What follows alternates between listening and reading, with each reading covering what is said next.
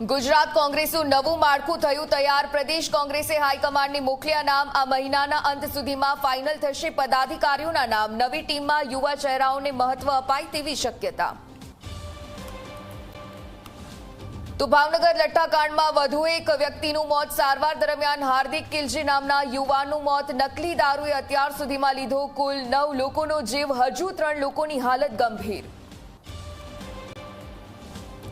વલસાડમાં online Manchurian રાઈસનો order કરનાર ગ્રાહકને કડવો અનુભવ। આહાર હોટલમાંથી મંગાવેલા મંચુરિયન રાઈસમાંથી નીકળી જીવાત। આરોગ્ય વિભાગમાં નોંધાવી ફરિયાદ। દિલ્હીમાં ભાજપના રાષ્ટ્રીય કાર્યકારિણીની બેઠક। ભાજપની નવી ટીમ અધ્યક્ષ નીતિન નબીનની પ્રથમ આ બેઠક। તો નવા પદાધિકારીઓને જવાબદારીની અપાઈ રહી છે માહિતી। સુરતમાં આરોગ્ય વિભાગનું ચેકિંગ યથાવત। 4 દિવસમાં 77 રેસ્ટોરન્ટ સહિત 300 જગ્યાએ ચેકિંગ। 765 કિલોથી વધુ અખાદ્ય જથ્થાનો નાશ કરાયો। 129 એકમોને અપાઈ નોટિસ, તો 7 એકમો સીલ કરવામાં આવ્યા।